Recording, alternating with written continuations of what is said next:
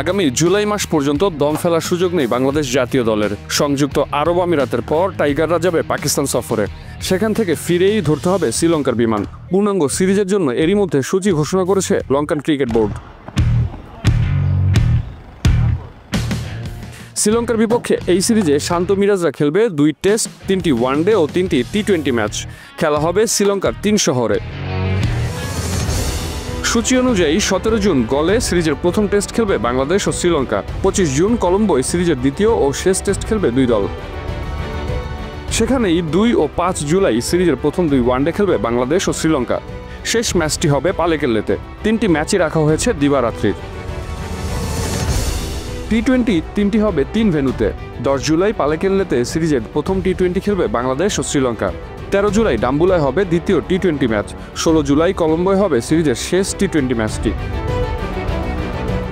এই সিরিজ খেলতে 13 জুন দেশ ছাড়বে বাংলাদেশ দল। পূর্ণাঙ্গ সিরিজ খেলতে 1 মাসের বেশি সময় শ্রীলঙ্কা থাকবেন জাতীয় দলের ক্রিকেটাররা। এর আগে 17 ও 19 মে সংযুক্ত আরব আমিরাতে গিয়ে 2 ম্যাচে টি-20 সিরিজ খেলবে টাইগাররা। 25 মে থেকে পাকিস্তানের বিপক্ষে 5 ম্যাচে টি-20 সিরিজ খেলবে লিটন দাসের দল।